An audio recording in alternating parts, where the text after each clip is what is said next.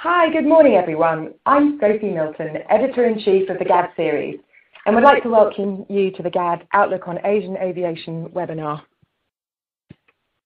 Ahead of this year's GAD Asia conference, taking place in a few weeks' time in Cebu in the Philippines, we wanted to share with you some insights into growth and development potential in the Asian market, as well as to share with you the experiences of our hosts, the International Airport Group, GMR, who's been operating Mactan Cebu International Airport in the Philippines since about November 2014.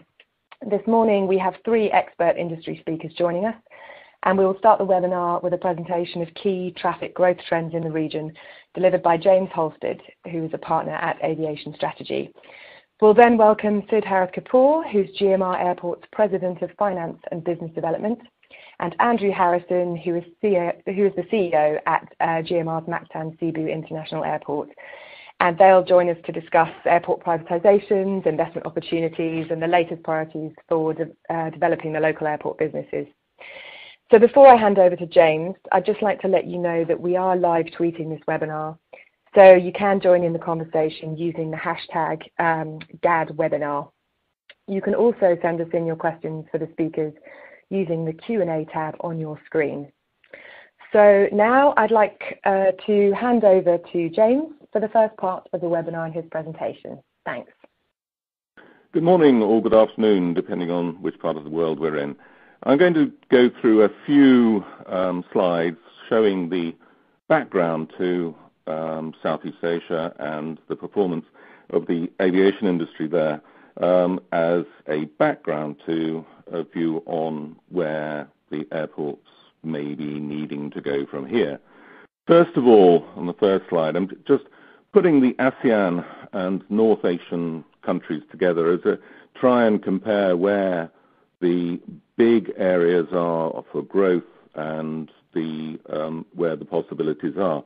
There's a huge difference between some of the countries in the region, depending on showing significant difference in average wealth, in GDP per head, and GDP growth.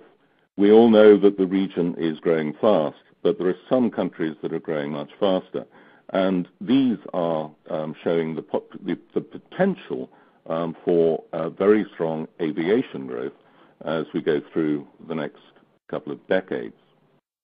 Looking to the markets and how they've performed, there has been extraordinary growth.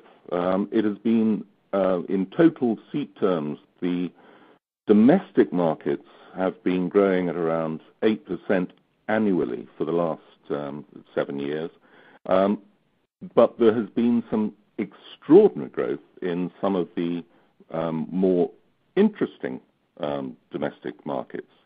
The particular ones I'd like to point out are Indonesia, where even with a relatively low GDP per head, we have seen some 15% annual growth in traffic, and it is one of the larger domestic markets in the region. The largest domestic market is Japan, far in the north, and that's only been growing at 2%, but that's partly to do with the Japanese economy. The second one I'd like to point out is Thailand, where there has been an extraordinary growth in the domestic market.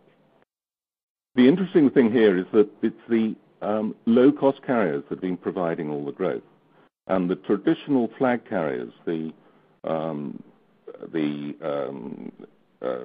state-owned, if you like, or the national carriers of each country, have lost significant amount of share to low-cost new entrants, with one exception, and that's Indonesia, where Garuda has actually kept pace with the development of Lion Air, particularly its major competitor there.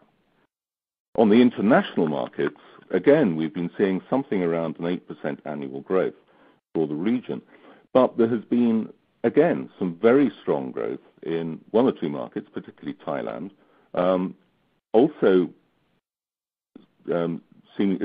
interestingly, Vietnam, which is becoming increasingly becoming a very attractive tourist market. The highlight of the LCC's growth in the region is provided by these next two charts. The first one shows Thailand, where Thai International itself has hardly grown at all, but the market domestically has exploded over the last 7 years and has been driven by Nok Air, Air Asia and Thai Lion. Internationally also, there's been very strong growth by the LCCs, but interestingly in Thailand, you've also seen an increase in the number of flights coming in from China, showing the attractiveness of Thailand as a tourist destination, as the Chinese travelers increasingly want to go on holiday, I suppose. The second one I'd like to look at is the Philippines, since we are talking with Andrew on Cebu. And here, PAL has hardly grown at all, but Cebu Pacific and AirAsia Zest have actually produced some reasonably strong growth domestically, and that is despite the recent problems in the last couple of years. Internationally also, you see some very strong growth coming through from AirAsia and Cebu, and intriguingly, a little bit more coming in from the what we call the super connectors, that is, from my point of view, the Middle East 3 and THY. This next chart is looks a bit confusing, but it's meant to try and show where the traffic goes. The circles are the airports, and the size of the circles show the number of total seats operated at those airports. The thickness of the lines between them show the traffic flows, and the number of seats on each of these traffic flows. And as you can see, there is a very strong connection of flow. You might be able to see, it is very confusing, but there are strong flows seemingly along the corridor between North Asia through Hong Kong down to Southeast Asia. But there is also some very strong flows going throughout the Java, particularly in Indonesia. A more simplified version of this in the next chart shows the flows between countries. This is, with the exception of China, I've shown the total number of seats in and out of each country, with the red bit being domestic. I have not included the domestic numbers for China because they're substantially higher. So the circle for China just shows the international traffic.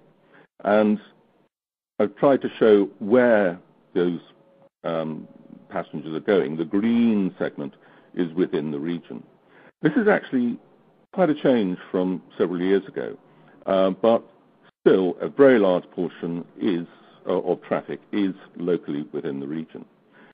The second point on this is that there are some very strong flows coming out of China. And as the Chinese middle classes develop, they will be providing a large part of growth as we go through the next few years. The final chart as a background is just to simplify all this and say there is exceedingly strong growth. The total number of international passengers in the region has doubled in a decade. And this is growing at a little bit faster than twice the rate that we see elsewhere in the world. Twice the rate than the world average, and significantly higher rate than in the more developed markets, particularly in North America and Europe. This is the background to what is needed for airports in the region, and it is likely that there will be substantial growth as we go through the next 10, 15 years, and this itself produces some problems because the infrastructure will be needed. With that, I'd like to hand over to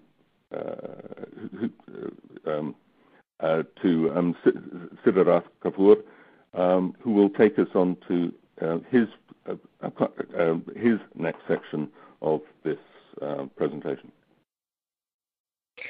I think that what we'd probably like to do is is understand from Sid Harris and obviously our hosts at GMR in terms of, what have you guys been doing to really harness this growth that we're seeing, obviously on the back of successful privatization processes in India and a couple of airports that you're running there. Obviously, you've moved into the Philippines market now. How are you approaching the whole market? Which of these countries have you been looking at where you see the most growth? And what experiences have you taken from getting the airport development going in India that you can then bring into your work in the Philippines and further afield? Thank you. And good morning, good afternoon, good evening to everyone who is on this call. I think, the context has been very well laid out as to the Asian market, and I think the presentation very nicely covers various markets. And I think I would like to pick up on the point raised about, while Asian markets have been the fastest growing markets, and we will see faster growth coming both on the domestic as well as the international side in various Asian markets because of the increasing GDP, growing middle class, and we all know the reasons, which are quite clear in the past, and these reasons will become more important as we move into the future. Having said that, the point is that with all this growth coming, the infrastructure in Asia is definitely creaking, and there is a need to upgrade infrastructure. We are seeing that happening in Indonesia, in Thailand, and in our home market in India, and of course Philippines, where we all know the state of affairs at Manila. Let me just talk about the Indian market first, what we are doing. So India is of course one of the fastest growing aviation markets in the world. Domestically, it has seen over the last 3-4 years growth coming at about 20% CAGR on the domestic side, and international at about low double digits. The government, of course, has come out with a regional connectivity scheme, which is going to further accelerate the traffic. And as part of the scheme, they are providing subsidy for airlines to start new flights to Tier 2 and Tier 3 cities. And in the Indian context, Tier 2 and Tier 3 cities mean fairly large cities with a population of anywhere from 2 to 5 million. So the growing middle class is definitely going to provide a greater trust, especially from the hinterland and from the smaller cities of India. The government, of course, we have seen 3 privatizations of airports come up in the last almost 1.5 years. Goa was the first one, a greenfield opportunity, which we won through a competitive bidding. There were 3 bidders.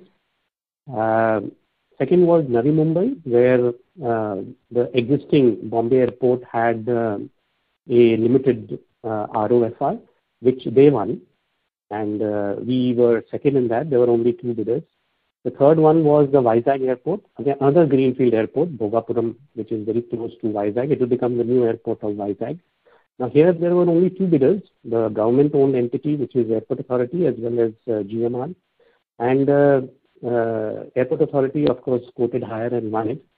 So one, slightly disconcerting trend, what we see in the Indian market is that in privatizations, the government-owned airport entity has been very active in bidding, which is not in the right spirit of privatization. And I think from a private airport point of view, their cost of capital may be different, their motivations and objectives may be completely different to that of a private operator. And therefore, it becomes extremely difficult to compete against a government entity which is involved in a bidding for a PPP project. And it has led to a very quirky kind of a situation in the Vizag airport, where 76% is now owned by Airport Authority and 26% is owned by the state government. So effectively, it is a government airport. And the whole concept of privatization as being tossed into the dustbin. So this is something which makes it difficult. If this same trend continues, I think it will become a little difficult for private airport operators to continue to bid for the new airports which are coming up for bidding. And we have to be mindful that because of this huge growth of traffic, there is a need to privatize at least another 50 airports in India.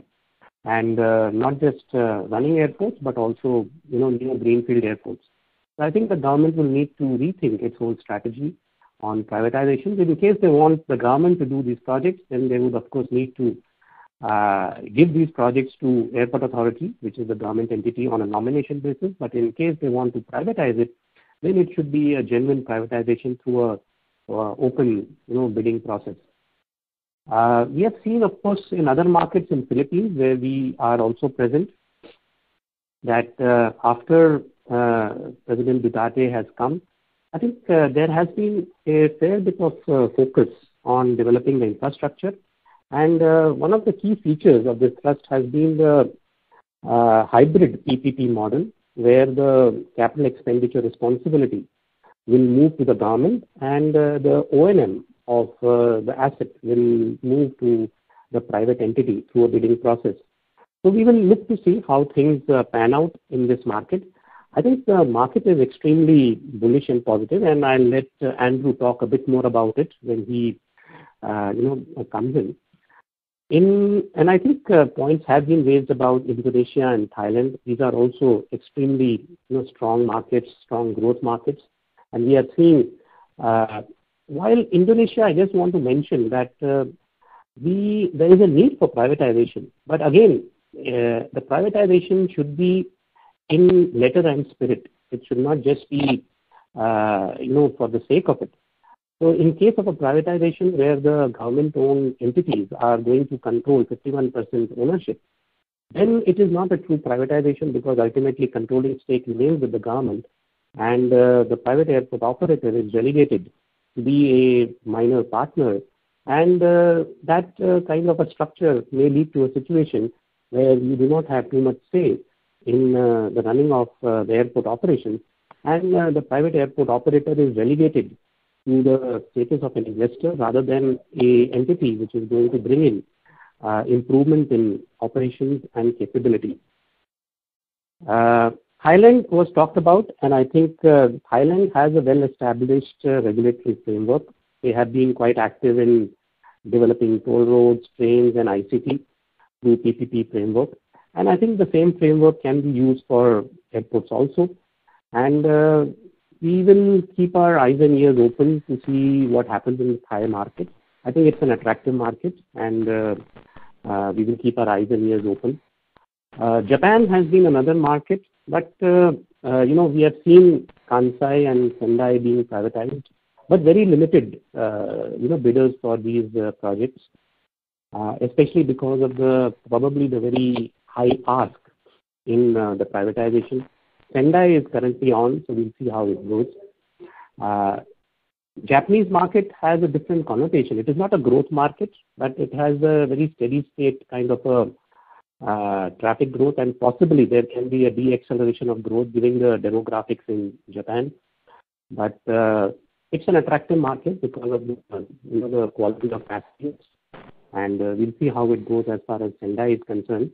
But I think in case they want better participation on global players, they should definitely reduce their asks as far as the airports objectives are concerned, especially the financial asks. Myanmar has been opening up. They have invited private players to participate in the development of 3 small airports in the PPP scheme. Myanmar, of course, has its own political challenges, and it's not an easy economy to work with. And I'm not too sure how good the response will be for these small airports. But let's see. I think there is a lot of potential from this economy. If things can pan out right on the political front, then definitely there is a potential in this. But I think international investors are going to be a little cautious as far as this geography is concerned. I think Asian markets continue to be very attractive from a traffic point of view and also from a PPP point of view. And I think the fact that this is now the third edition of GAD in Asia, and I think it is coming at a apt time. It has been also positioned in Philippines, which is another very attractive market. So I wish the GAD all the best, and I think this will definitely provide a good platform for a very active and engaging discussion on the Asian market. I think you're right, Siddharth, and thanks so much for that excellent sort of overview of the different markets that might be opening up. And indeed, I think more importantly, the nature of the PPPs. As you've said, there are very different ways of doing it, and we've seen over the 23 years of the GAD conference that there are different models in every country that really have to be designed to answer the needs of those specific airports, the specific economics of each of those airports, but depending on the size, the location, the nature of the traffic that they have. And I think what we're hearing loud and clear that we're looking forward to discussing in a few weeks' time is what are the lessons learned from successful and indeed unsuccessful processes around the world, where the public sector really needs the private sector and what both parties need to get out of it, because of course there is a lot of expertise out there in terms of the operational side, how to generate revenue from the commercial side of the business, and that's, as you know yourself from operating airports in different regions, is very much what the private sector can bring. But as you say, it's getting that balance right, and it's having that dialogue where both sides can come to the table and meet in the middle and share that. And I know that's what you have been working with very much with your partners in the Philippines. So I think at this point, let's bring in Andrew to tell us how it's all been going. It's been 3 years now, I think, since you took over operations at Cebu. How are you? How are you getting along now in the stages of the development, and what's it like living in the Philippines? Hi, good afternoon, everybody, or good morning, depending on where you are. It's been a great opportunity for the group to expand into a region where we brought the expertise of having understood how to develop an island airport in a tourism-driven economy. Bearing in mind the experience we gained with operating the airport in Maldives for a period of time. We were pleased to come here because we saw the Philippine economy as an outlier in the ASEAN region.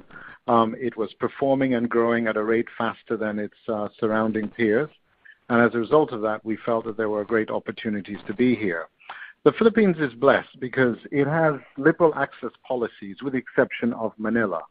Now, that has to be considered in the backdrop of the challenges of island connectivity. So many of the airports on the island, because the Philippines comprises 7,700 islands, and many of these airports effectively don't have the type of airport infrastructure required to provide direct connectivity. There are also certain restrictions in place. For example, the Chinese Civil Aviation Authority does not allow any Chinese carrier to operate any aircraft type on a runway shorter than 2,500 meters. So this precludes a number of airports here in the Philippines from having direct services. This means that airports like Cebu have opportunities to really play a part in attracting new traffic and then providing inter-island connectivity with turboprops and smaller aircraft. Now, this is where privatization also plays a very key role, because the government can't develop all of these airports in all of these places at the same time. The government has its own competing obligations to deal with areas of the economy such as education, healthcare, infrastructure, not necessarily airports, but say roads, for example. And so the private sector has a great opportunity to partner with government. Siddharth mentioned the point that the government has moved now to a hybrid model of, rather than pure privatization, the government taking the cost of construction and development, and the private sector taking the operations and maintenance. And I think Siddharth is right. We have to see how this evolves, because on one hand, it does reduce the level of risk for the investor in not having to invest in infrastructure, and at the same time, it allows them to focus on their areas of expertise, which is really how to operate and get the best value and provide the best level of safety, security, and services at an airport. Having said that, operators like GMR also have the skill in developing infrastructure, not even just from constructing, but also from designing. So we do see it as part of a missed opportunity, but nonetheless, we think it's going to be a successful story, and we'd like to be here in this region to play our part. One of the factors that's affected the growth of air travel in the Philippines is aircraft availability. And both Philippine Airlines and Cebu Pacific are desperately waiting for aircraft deliveries, which will actually commence in around 2018. Cebu Pacific is slightly affected by issues relating to the NEO aircraft, and PAL is simply a question of aircraft availability. And so they're trying to move, PAL is trying to move to become a 5-star airline by 2020. And I must say they're doing a phenomenal job, because one of the areas where both Cebu Pacific and PAL have suffered is competing on the Middle East routes with the Middle East carriers that were described as the super connectors. Because there was a theory that Filipinos are so price sensitive that they will go for the lowest possible fare to get from one point to another. Now, if you looked at Cebu Pacific, they have one of the most densely configured A330-300s in the market. Philippine Airlines also followed suit and configured theirs very densely. But these products, for example, had no onboard entertainment, and for the budget carriers, you had to pay for every service, which, of course, is a product designed for a specific market. But I think what was discovered was that these passengers said, look, if I'm flying from the Middle East to the Philippines, I don't mind paying a little bit extra to get all of those services, to get better in-flight entertainment. And so the Middle East carriers were really taking the lion's share of this traffic. And as a result of this strategy, this outcome, Cebu Pacific effectively is only operating now to the United Arab Emirates in the Middle East. It stopped all its Saudi Arabia routes. It stopped its routes into Doha, into Qatar. And Philippine Airlines, on the other hand, has decided to reconfigure its aircraft and shed more than 100 seats in favor of a business, premium economy, and economy product. So they're looking for a higher yield and a different type of product, and therefore a different kind of consumer. So we're seeing a shift, and we think that, therefore, this will allow some growth to take place in what's effectively been a fairly flat market for Philippine Airlines. They are launching new routes. They're also taking delivery of new Dash 8 Q400s, 11 of them which are now going to be based in Cebu. Cebu Pacific will base 17 ATRs here in Cebu as well. Now, typically, busy airports with single runways don't tend to opt for a mix of turboprops and jets. You want as many jets as possible to increase the efficiency of runway utilization. However, for us, it's something that we can't afford to turn away from, because this gives us greater frequencies and better connectivity. I think the other thing that we must consider in this region, and this is really an area in the arena of airport privatization, is there seems to be this sensationalization that privatization will lead to the consumer bearing the burden of costs for the airport development. And this is largely untrue, because in the current policy, or the previous policy the government had in the PPP sector, all of the regulated charges were controlled by government. There were defined formulas in the concession agreement that included public consultation before any increase in charges could be made. And the increase in charges were also based on development milestones. So it was really a very fair system, but I think the public is generally not sufficiently aware of this fact. And so there is this fear. And so the public have responded to the concept of the hybrid model more favorably, believing that that's something that will work. But as I say, I think, as Siddharth says, we are behind the government. We'd like to support them in this initiative, and we'd like to work with them on the strategies to see how this pans out. Our group and our local partner, Megawide here in the Philippines, have already procured the documents for the tender to construct the expanded terminal of Clark Airport, and we propose also to collect the bid documents for the O&M. So we will support the government, and we will work with them to create platforms and opportunities to help find ways of delivering a much better airport experience and growing traffic commercially at these airports. Finally, just to conclude my part, tourism is the mainstay of the Philippines. Whilst there is business travel, tourism is predominantly the main reason why people travel. And I must say it's tourism not just from an international perspective, but due to the diversity of the Filipino environment, and the natural beauty of so many different regions, a lot of Filipinos also travel locally within the Philippines. So that is domestic tourism, which is on top of the international tourism. This is the mainstay. And so the country and the Department of Tourism and key stakeholders must find ways of learning lessons from other tourism-driven economies that have expanded the number of, or the growth potential of air services through promotion of tourism as the key enabler. And we want to work with the government to do that. Cebu is booming at the moment. We have a facility that's designed for 4.5 million. We're handling 9.2 million. So it is cozy and intimate at times, but we are commissioning a brand new international terminal. Yeah, we're commissioning a brand new international terminal in June 2018, and we expect to have more long-haul non-stop services to different regions of the world, including Europe, the US, and eventually Australia. So it's good news, and we're really glad to be here supporting the government. And we really congratulate GAD for selecting Cebu as a region for hosting the next GAD Asia conference, because we believe that it's an ideal platform for sharing experiences in the privatization or airport development forum that will be of value to both those in the Philippines and those in the ASEAN region. Thank you. Thank you so much, Andrew, and that was a really useful overview. And I, for one, am very much looking forward to coming to the Philippines, having never had the opportunity to travel there before. And I think it sounds like there are. I mean, you've touched on some other challenges in terms of getting on board with the growth, and obviously the airline models is a key issue. The aircraft coming online is another key issue. I mean, you mentioned about opening up new routes and new international routes. I mean, I know that over in Europe we're talking a bit more about low-cost, long-haul. I mean, how do you see those opportunities arising there in terms of becoming more competitive, in terms of opening up new routes? Do you see that being on the cards at all? Obviously, we've got Norwegian Airlines over in Europe opening up new routes. What's your view on how that will develop in your local market? I think that the carriers like Norwegian are pioneering. I mean, it's going to be so interesting to see what happens when they start operating the new Gatwick to Singapore route, because it's the first time that you'll be able to buy a ticket at less than £500 out of the UK to Singapore, because all the carriers are basically operating around the same fare basis. Whether you pick BA, you pick Singapore Airlines, they're all operating around the same. So Norwegian is really challenging or disrupting this market. My sense, however, is that there are certain niche markets where this product will work well.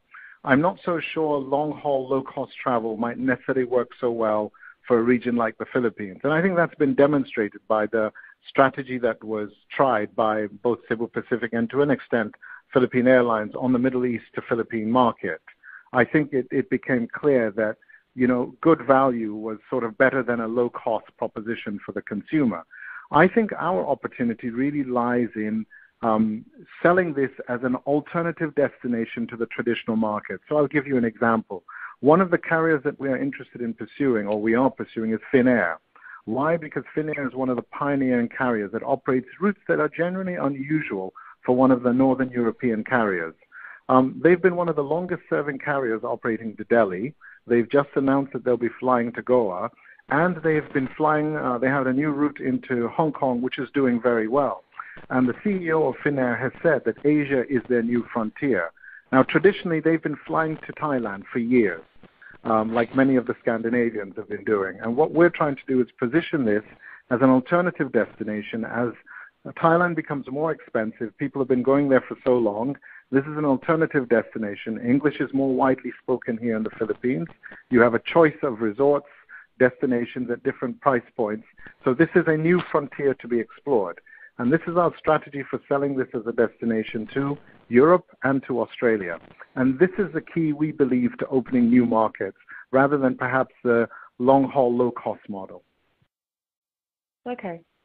I mean, I notice now that the time is actually running away with us. So what I'd just like to ask each of you is if there is one particular I mean, it sounds like the one particular challenge that you would like to address, so that we can enable the greater opening up of the markets. Andrew, is there one particular? It sounds like you're very much working on the route network. Yes, I think the one, again, we have a new administration. The government is a new administration. And as Siddharth rightly pointed, they're looking at a different strategy, which is more the hybrid model. I think it will be very good to touch on the value of an airport as an economic enabler and how private sector can play a big part in helping and partnering with the government in economic development. Many people make the mistake of believing that a private airport operator is just a facility operator. They don't realize that they're driving economic value and gain.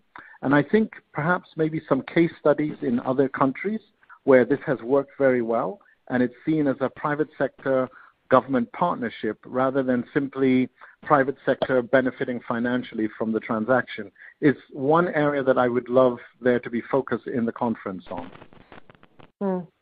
Siddharth, would you agree?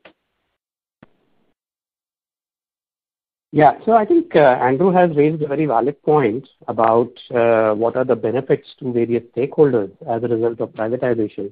I think that point is a very, very powerful and important point to be considered by different sovereigns who are looking at PPPs. And, if you look at PPPs in Asia, especially in Southeast Asia, there aren't very many, and I have traveled extensively in various Asian countries meeting government officials. There is always that feeling that they are selling family silver when they are trying to privatize, and probably the complete understanding of the benefits of privatization are not fully appreciated, especially the kind of checks and balances that can be brought about in any privatization exercise to ensure that the interests of other stakeholders like passengers and the government are well protected. And there are various models to do that. So I think what is therefore critical, from a broad brush framework is that while there can be different tweaks to the models of privatization, but what is the fundamental principles on which privatization can be achieved on an optimum level, I think that is something which is very critical, especially from the Asian perspective. And I think if we are able to have some interesting discussions around this point, it will encourage and enthuse governments to look at privatization and derive the benefits of privatization, which we have seen in many countries. And I can talk in respect of my home country, India. We have seen a huge economic impact of an airport like Delhi, which contributes almost 0.5% of the GDP of the country. So these are, the kind of benefits which can be highlighted, and how that can be achieved through a framework which ensures that the best of the private sector is delivered as a result of that privatization exercise can be a point of discussion and debate to ensure that the government can feel comfortable in looking at PPPs. Right, thank you. James, what would be your view from, obviously more from the airline perspective on that? I mean, I know that the US market, we're also talking about that opening up potentially in the future. They have a very specific relationship that the airlines have with the airport. I mean, would you have a view on how the growth and wider adoption of privatization in the airport market in these Asian markets will it enable and aid the growth and help support the airlines? Well, I think one of the fundamental things is that from the airline point of view, you want the capacity and you want to have somewhere to fly your aircraft. And so if we are seeing, as we are talking about very strong growth in the region, and as Andrew rightly points out, some very strong tourist flows that will be developing. And the danger is that the capacity will not be there on the ground, and in some case may not be there in the air. The most important thing is to have the infrastructure in place to enable that growth to take place. And all the airlines will want that. After all, they want to be able to fly people from A to B and charge money for it. So it's the question of infrastructure as a whole, and it may not just be the airports. We're already seeing constraints, severe constraints in the Chinese air navigation system, which is creating significant level of delays in the region. There is a danger that capacity will not come on as quickly or as efficiently as possible. So to have the privatizations and the private operator driving commercial attitudes towards airport operation, I think is a must, and it's something I quite agree with Siddharth that you need to encourage the governments to understand what the benefits are. So it's a question of finding exactly the right way to make it a win-win situation for everyone: the airlines, the airports, the government, and essentially the travellers. And the consumers, the passengers, exactly. Yeah. Great. Well, I'm afraid that's all we have time for this morning, and I'd like to thank you, James, Siddharth, and Andrew, for your contributions. It's been a very interesting discussion. Several of you have emailed in and asked whether Andrew or Siddharth have slides. Not this morning. Siddharth has actually been calling in, I think, from, is it Serbia this morning? Or this afternoon? So we've been very lucky. Oh, that's right. I'm in Belgrade. Exactly. So there we go. Have 3 people calling in from different corners of the globe. But both gentlemen from GMR will be presenting at Cebu at GAD in Asia in 2 weeks' time. So if you're coming to that, you will certainly see slides. We will be doing a tour of the new facilities at the airport, and indeed Andrew will be presenting with colleagues exactly in much more detail exactly what's happening in the local market, and Siddharth will be joining conversations about best practice in PPPs following on from this discussion this morning. So we urge you to keep an eye on your inbox for our GAD monthly newsletter, which has a lot of information about what's going on at our conferences, as well as monthly news from our speakers and contributors and partners. We also have a LinkedIn group that you can join to connect up with colleagues in the global airport community. If you've got any feedback about this morning's webinar or any requests for topics for future webinars that you'd like to hear about, please complete the short survey that we'll send to you at the end of the webinar, and that will pop up on your screen shortly. Otherwise, thank you very much for joining us, and we hope to see you at another GAD event soon. Thanks and goodbye. Thank you very much. Thank you.